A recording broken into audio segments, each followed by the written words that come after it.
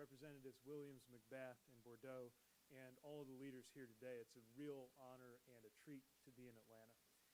Yesterday, President Biden signed a bill into law to help address the disturbing rise in anti-AAPI hatred and violence across the country, including in this community. And I just want to acknowledge how this community was touched by that, losing 8 lives in the horrific shooting in March. I also want to acknowledge the extraordinary leadership and resolve of this community in response to that. It's one of many reminders that have come in our time that our commitment to equity has to be at the heart of everything that we do, and that certainly includes transportation. We just had a terrific meeting with local leaders, including leaders from MARTA, from the Atlanta Regional Commission, and the Partnership for Southern Equity, about ways that we can promote equity through our transportation decisions. Because as the people of Atlanta know so well, the fight for racial equity has always been inseparable from conversations about transportation policy.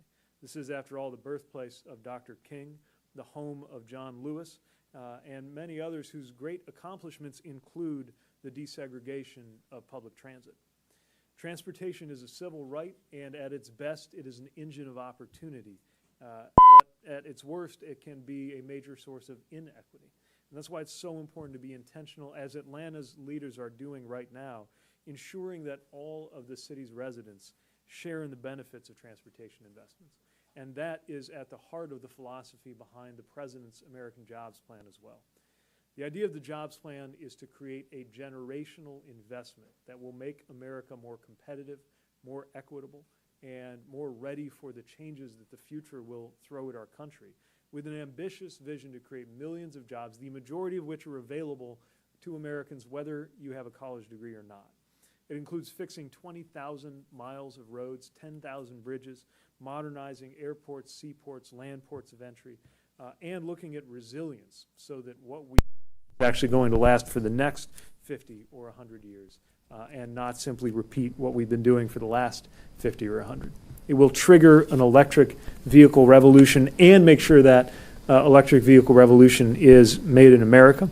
And it doubles funding for public transportation while addressing the repair backlog that we face as a country, and has $20 billion to do some of the work that the leaders I'm surrounded with have been doing right here in Atlanta to reconnect and restore neighborhoods that were sometimes divided by highways or other infrastructure choices. And I want to emphasize that at least 40% of the climate and clean infrastructure investments here will go to underserved communities in line with the President's commitment. So it was great to get out on the ground and see firsthand some of the great infrastructure work that we think we can play a role in supporting. I've traveled by many modes of transportation, but this is the first time I traveled by crane as they lowered a steel cage with a few of us into the tunnel that is being constructed at Atlanta International Airport, which by many metrics is the most economically significant air travel hub in the world. Now, when I was the mayor in my community in Indiana, the airport was not under the direct authority of the mayor. But here, of course, the airport is overseen by the city, and under the mayor's leadership has been doing extraordinary things, as it has from the beginning when the very construction of the airport helped create a thriving black middle class, which is yet another example of where equity comes into play in transportation. We also got to see Atlanta's connection, literally, through MARTA, public transit and transportation. And MARTA has big plans for expansion, from the vision for potentially adding streetcars along the Beltline to the announcement recently that MARTA was going to support affordable housing along their routes, a theme that I discussed with Secretary Fudge in front of the Senate just yesterday, because we think it's so important to conceive of transit, transportation, and housing together. The people of this city have stepped up in 2016, voting for a half-cent sales tax to support MARTA's expansion, because voters understand that investing in transit pays off and creates jobs. Now we got to make sure that we're doing that as a country too. Rode on MARTA to East Point from the airport, had a chance with the Mayor Ingram, to visit the East Point Exchange development. Saw a soccer field built in partnership with MARTA by an organization called Soccer in the Streets, demonstrating what's possible when community assets are a source of value for all, and maybe most importantly of all, showing kids that they too have ownership of our shared public assets, that it belongs to them, and exemplifying yet one more way to think about transit-oriented development. So I'm delighted to be here in a place that has so much to show for these commitments, but also has so much to gain by what we could be doing if we invest, as the President is calling on Congress to do, in an American jobs plan that will make the early 2020s go down in history as a moment that America decided to win the future. And with that, it's a pleasure to turn it over to my friend, Senator Jon Ossoff. John?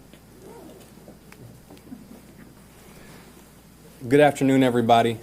Thank you so much, Secretary Buttigieg, for being with us and for your commitment to Georgia, for your commitment to Metro Atlanta, for making this one of your first destinations as we discuss the importance of passing the American Jobs Plan.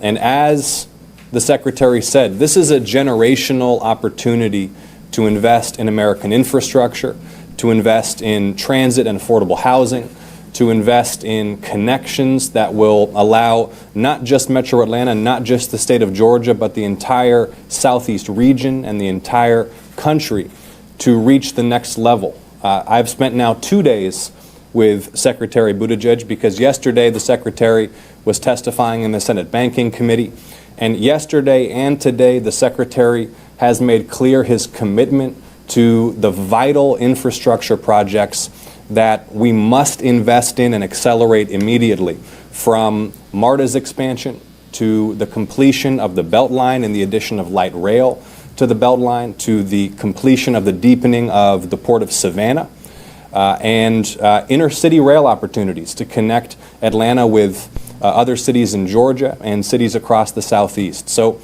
I am so grateful, again, Mr. Secretary, for your commitment and for your collaborative spirit, for coming to listen and for always being available to the delegation and to community leaders here. This is truly a generational opportunity. We can leave a mark that will last for a century. We can look back on this moment in our country's history as the moment when we determined to make investments that take our quality of life to the next level, that sustain equitable economic growth, that help people across this country and communities across Georgia get around more affordably, and live lives that allow them to achieve their dreams, reach their highest potentials, and build communities that are sustainable, that are thriving, that are healthy, that are prosperous. So it is a pleasure to work with this outstanding team. It's going to be a pleasure to continue working with you, Secretary Buttigieg, and it is now an honor and a pleasure, as it always is, to welcome someone who I count as a colleague and a friend and a brother, Senator Reverend Raphael Warnock.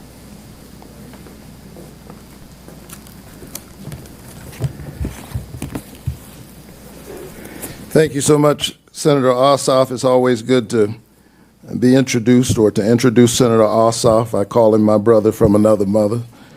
And people sometimes get us confused. I think it's the hair. Today is an exciting day for Georgia, and I'm honored to welcome Secretary Pete Buttigieg and the Department of Transportation to Atlanta, the gateway of the South and the gateway of so many good things.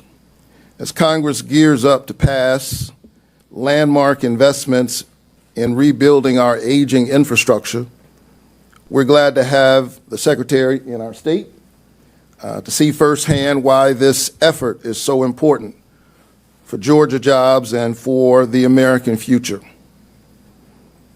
Public transportation is vital to connecting Georgians to their loved ones and to their local economies, to critical health services and education, to good paying jobs, and so much more.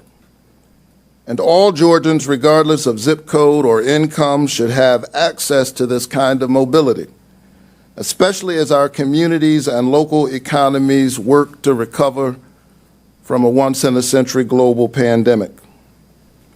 And even though we are here in Atlanta, I know that the Secretary knows that rural counties, small towns, small cities like East Point, where we were earlier today, all have a stake in public transportation investments.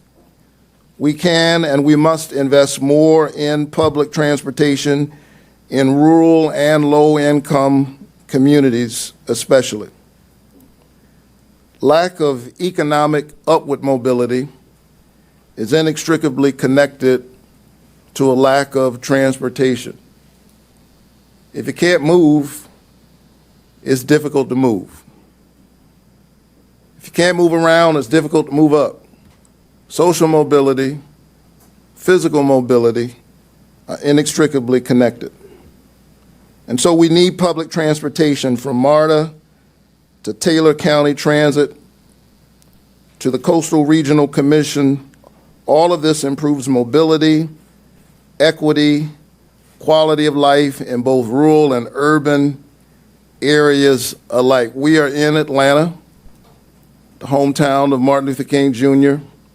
I think it bears mention that the civil rights movement of the last century literally began on a bus.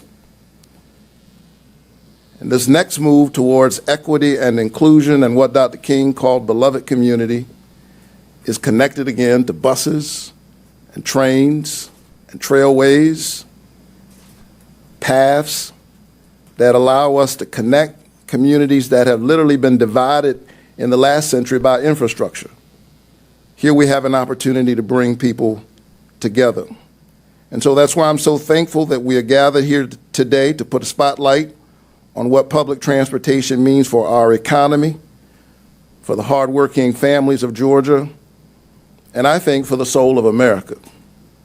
The fact that we're here discussing the importance of investing and expanding public transportation through the American Jobs Plan is good news for Georgia, for families, for job seekers, for business owners, and employers alike. This is not a zero-sum game. Transportation is good for everybody. It's a win-win.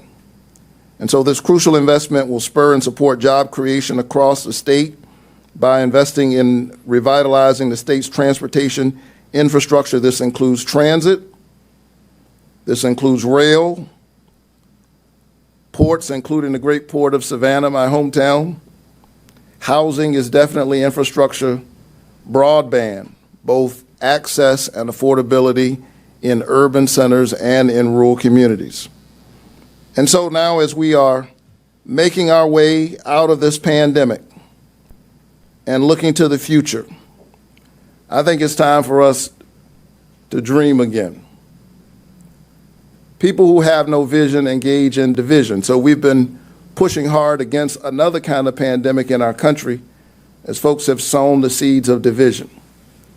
I think as we emerge from this pandemic, here's a good opportunity for the American family to do what all families ought to do if they can when they're going through a difficult and foggy period. Sometimes a family just needs a good home improvement project. You've been in the fog for so long, you're mad, and you don't even know why you were mad. You don't remember what the argument was even about. But if you can afford it, go down to the Home Depot. That's a good American, good Georgia company. And buy some products, upgrade the bathroom or the kitchen, or just plant some flowers. And so America needs a home improvement project. I think Georgia models what's possible. And so I'm grateful that the Secretary stopped by Atlanta and this region to highlight this once-in-a-generation opportunity. The American Jobs Plan is a major step in the right direction that will create good-paying local jobs, strengthen Georgia's skilled workforce, and uplift hard-working families and the dignity of work along the way. It's now my distinct honor to introduce my mayor, our mayor, the mayor of the great city of Atlanta, Keisha Lance Bottoms. Thank you so much, Senator, and to Senator Ossoff and all of our congressional leaders, and to our Secretary of Transportation, who could have been in any state and any city today, but he is here in Atlanta, and we are so appreciative of that. I shared the personal story of my grandmother accessing and using public transportation each day. She never learned to drive, and she had to leave high school in the 11th grade to care for her sick sister. But because she was able to access transportation in our city, leaving her house on the west side of Atlanta, traveling to Lenox Square Mall for over 30 years. She was able to create a savings account for me when I went to college and for all of my cousins. And it made a difference in our lives. And so it is my pleasure to stand here as the 60th mayor of Atlanta and just to share how important those decisions that someone made many decades ago impacted my family, but also the opportunity that we have to make those same generational decisions. When we look at the decisions made by Mayor Hartsfield and Mayor Jackson to envision an airport that would become the busiest airport in the world, it didn't seem possible, but as Nelson Mandela said, it always seems impossible until it's done. And so we now have the opportunity to connect our communities, to expand transit, to allow people to travel from one side of our city to the other to access jobs, to use the Beltline not just as a place to go to exercise and commune with one another, but to have affordable housing on the Beltline. I can't tell you how important it has been just to be able to exhale since January in this country. As mayor, it was an incredibly difficult few years under the previous administration, but we have help in Washington, and with the leadership of our secretary here with us today, he gets it. He was a mayor, so he understands those things that are important to our communities. And we now have leadership in the White House, and we have leadership in the Senate that has a heart for our city. So thank you again for being with us today. As Clyde Higgs has shared, we have many pending applications before the Department of Transportation. Any and all support would be appreciated. We can print out those sheets that you can sign on your way back to Washington today. Be happy to do that.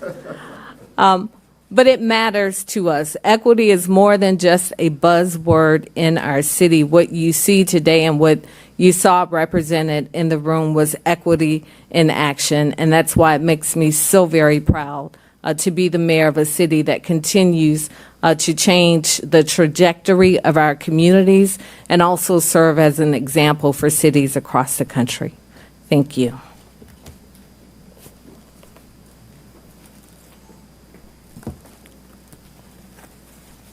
Good afternoon, everybody, and welcome everybody to Georgia's 5th Congressional District. I'm Congresswoman Nikema Williams, and I woke up this morning a little excited and on Twitter welcoming Secretary Buttigieg to Atlanta because, y'all, every Zoom that I've been on that I've had the opportunity to speak with Secretary Buttigieg, I've invited him to Atlanta. So I am glad that he took me up on that offer. I am honored to be here with my mayor, Keisha Lance Bottoms, today, and my co-conspirators for justice in Congress as we get the work done for the people, y'all. We got the American Rescue Plan done to get our country back on track and to move us in the right direction. But now it's time to look forward. It's time to be bold and visionary about how we truly build the middle class back. How do we also address the inequities of the past? So when I got to Congress, I don't think it's been a secret because I also talk about this every opportunity that I get. I am always centering those most marginalized in my decision-making process, and that always goes back to equity.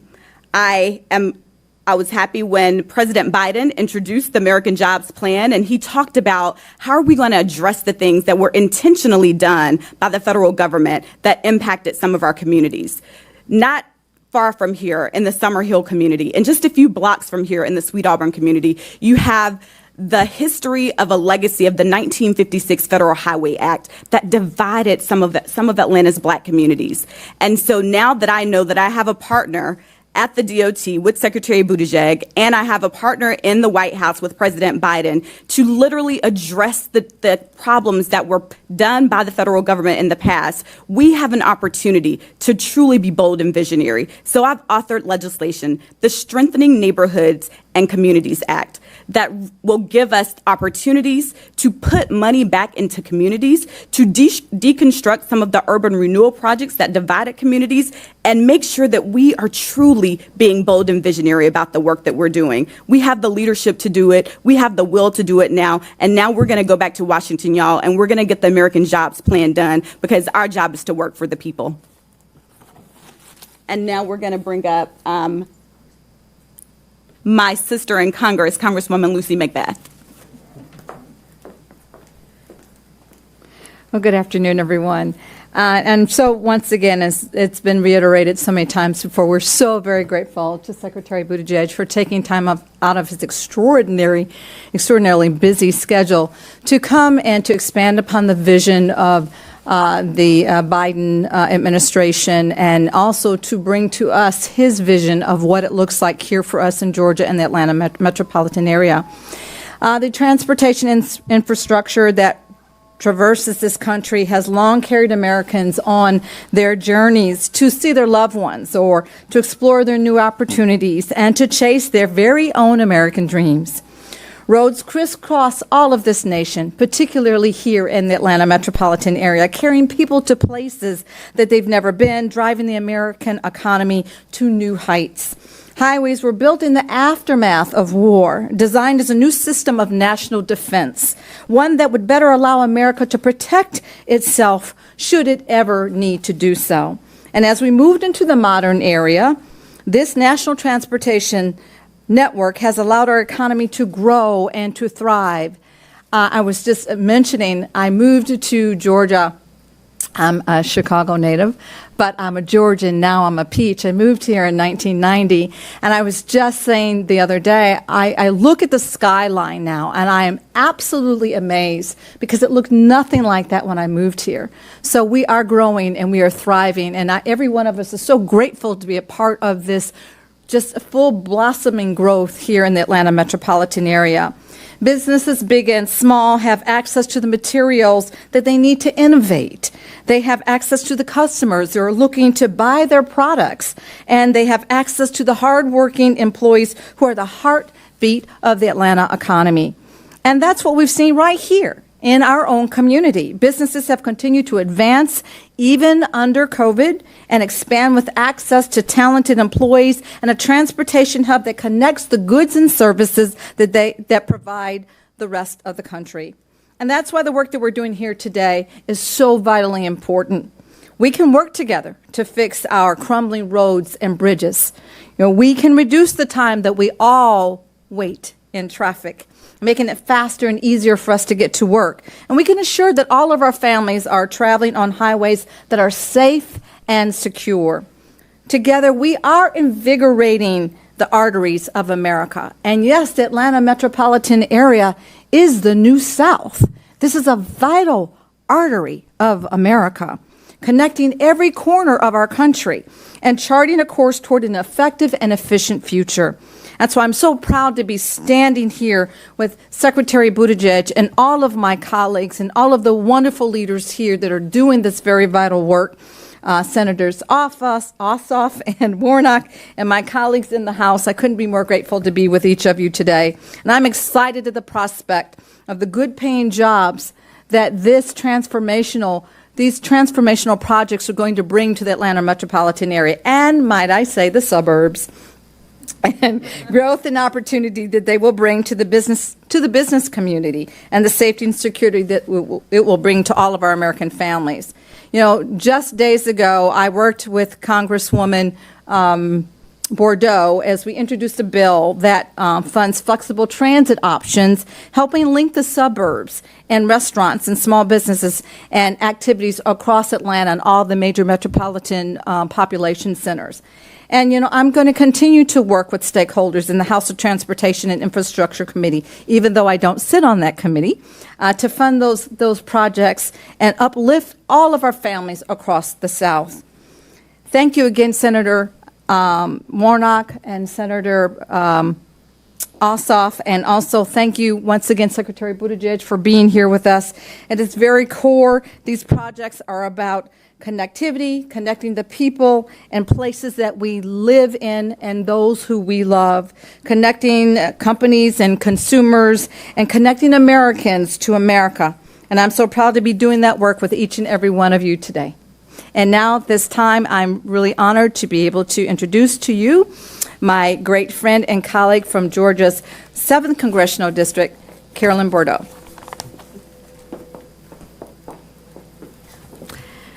Good afternoon. I'm Carolyn Bordeaux and represent parts of Gwinnett and Forsyth counties.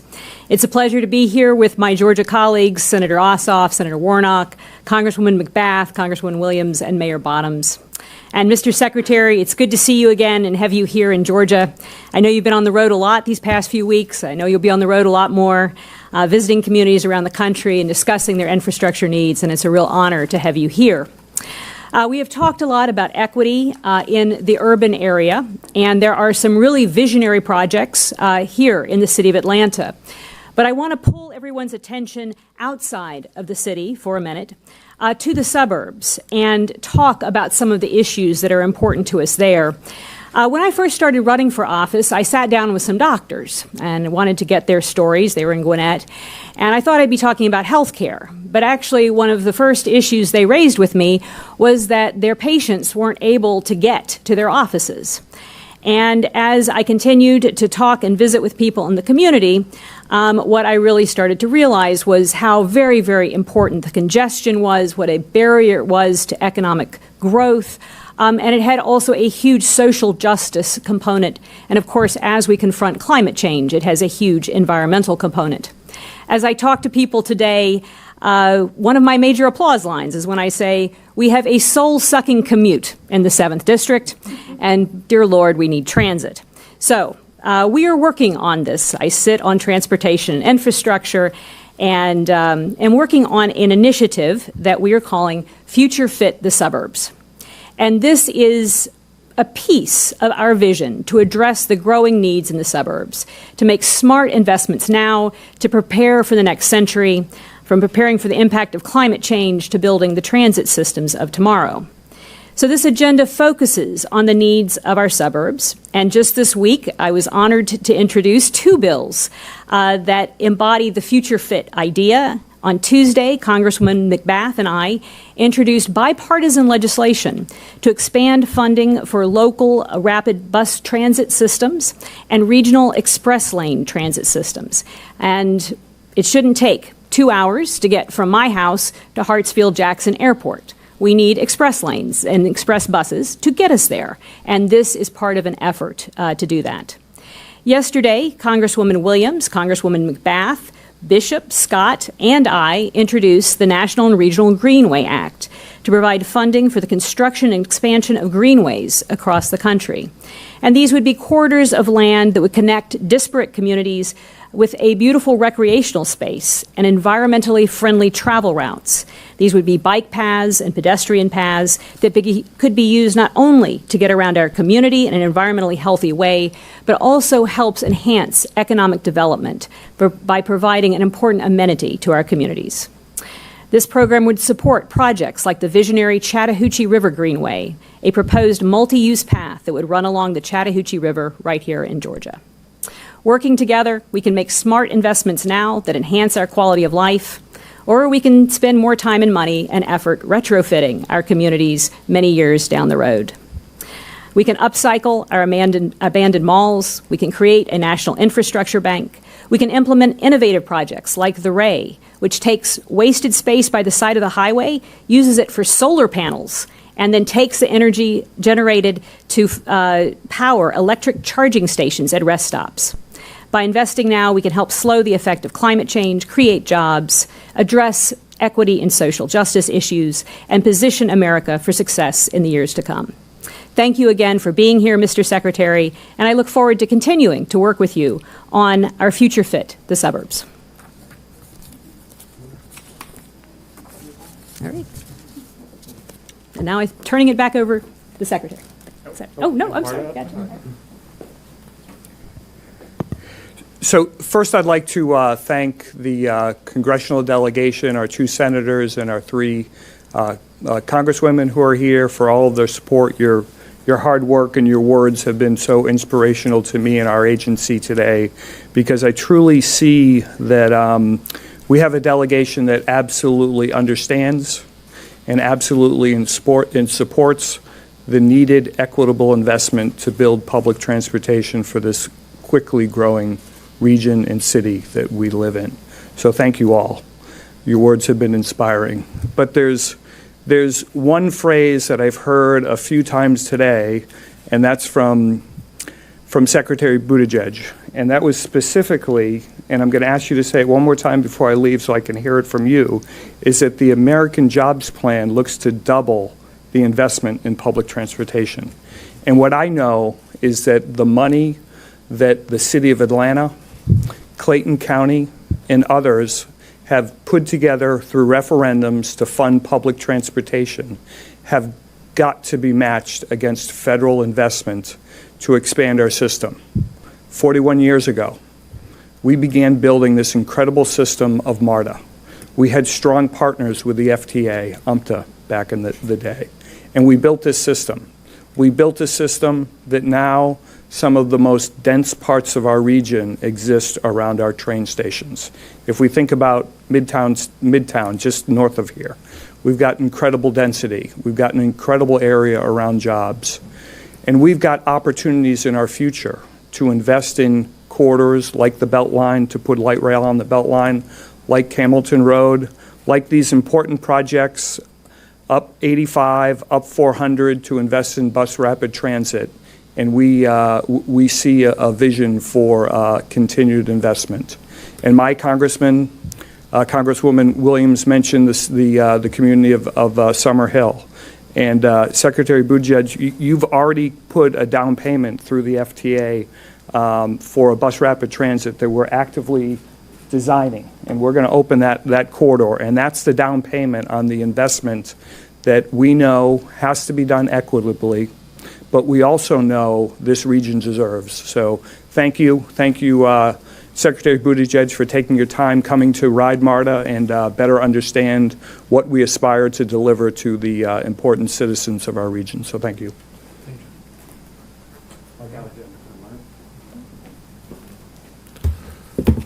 Good afternoon, everyone. Mike Alexander with the Atlanta Regional Commission. I can't say how excited I am when you're a transportation planning geek to have the U.S. Secretary in your hometown is the best thing ever. So we're very excited that the Secretary Buttigieg is here, and I can't thank enough our congressional delegation and our senators for being here today to talk about transportation and transportation equity specifically. I think we recognize at the Atlanta Regional Commission that making this region work for everyone is our priority, and that means connecting people to opportunity. Over the last 20 years, we've watched economic growth occur here in the places that have had the best transit access, such as Midtown Atlanta and Perimeter. Our businesses are locating to take advantage of that transit access to attract a diverse workforce in managerial, technical, and entry-level positions. This promotes economic mobility. We are consistently recognized as a great place to do business, and improved mobility through expanded transit can be a critical component of our future economic growth. Recent trends in housing also demand thoughtfulness about mobility. Housing prices near job centers across the region have increased dramatically over the past few years, making it much, much harder for middle-income families and households to live in the core of our region, while simultaneously driving low-income workers further and further away from job centers. Lower-income households are being forced to live in low-opportunity areas where they are now farther away from the high-paying jobs and quality educational opportunities. Metro Atlanta residents, on average, spend 63% of their income on housing and transportation combined. That's the 5th highest among metropolitan areas in the United States. GDOT's Major Mobility Improvement Program, which will support long-distance, high-capacity transit trips, is a fundamental program to address this need for better work commuting. Properly designed stations to provide access to our existing centers will promote upward economic mobility for people across the region. In short, the question that's asked of us is, what do you need? We need more. It's always about money. Our communities, as the Secretary acknowledged, are investing in themselves, like the City of Atlanta with the More MARTA program. However, they can't do it all alone, and we need these federal partnerships, especially the expansion of transit capital investment grant programs. Finally, we acknowledge that there are communities in this region that have not benefited from our regional economic prosperity. Connecting them to the regional economic ecosystem has been a priority for the ARC's planning initiatives like the Livable Centers Initiative and our own transportation improvement program, which has used equity as a factor for project selection for decades. Transit can be an effective way to improve those economic connections, and we are critically committed to that. Thank you.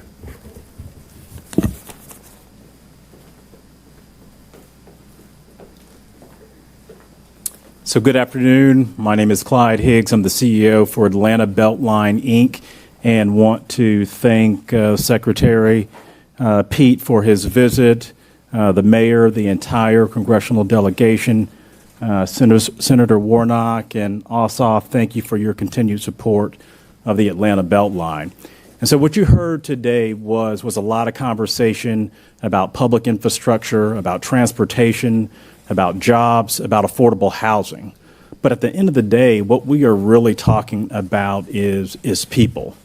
How do we use public infrastructure to really provide benefit to community and people? And that's why I'm so excited that the Secretary is here. The President and his initiative, the American Jobs Plan, is the love language for the Atlanta Beltline. So really talking again about jobs, affordable housing, transportation, and just public infrastructure. The Beltline is probably the single largest public infrastructure project with this type of national significance right now in the country. So the world is literally watching the Beltline and how we deliver this project, and it really has to be focused on people. So, Mr. Secretary, we probably host a municipality here in Atlanta just really trying to understand the secret sauce that Atlanta has created with the Beltline. And the common theme that we push is creating infrastructure for the benefit of community and people. So again, thank you very much for your attention to this important initiative, and thank you for taking the time to be here in Atlanta. Thank you very much. We have time for a few questions. Secretary, there's news just now from the White House that they've lowered their infrastructure proposal to try to negotiate with Republicans who are very far away from them. Doesn't have a lot of Republican support right now. How do you see this becoming a reality? Well, yeah, so we had a good conversation today, participated remotely, obviously. And what I'll say is that we started very far apart. And the essence of negotiation is to see if we can come together through adjustments both to the size and scope of the president's vision. We have moved to the tune of about $500 billion. And I'm hopeful that that will yield more progress in this bipartisan conversation. But of course, there are more steps to that. We'll see how they respond and where things go from here. Secretary, Republicans have already indicated that it's unlikely to satisfy them overall spending level. What more can Democrats do to win over Republican votes for this country? Well, again, this obviously takes both parties moving from where they had started. We'll want to see what their response might be. What I know is that every one of the people I'm talking to from both parties is from somewhere, is from a community like where we are today that is very much in need of major investments, not just the investments that would allow America to stay in 13th place. But actually position us to win the future. And that's why you see such ambition and such scale in the president's plan. But I'll also mention that the president's plan is utterly affordable, as demonstrated by the fact that it's fully paid for in the vision put forward.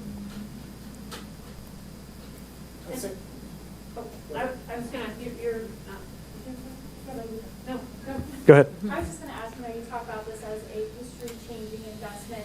How do you make this long-term? So we're not getting back to where we are today. What is built into the plan to make sure that, this isn't just a one-time thing? Right. Well, without getting too technical, this is one of the reasons you're hearing the word baseline mentioned a little bit in the discussions around the plan, right? So there's a baseline that we need to maintain just in order to hold on to what we've got. But the president's vision is for a transformational plan. That's why you see major dollars being committed to major priorities. That doubling of the federal support for public transit that we talked about.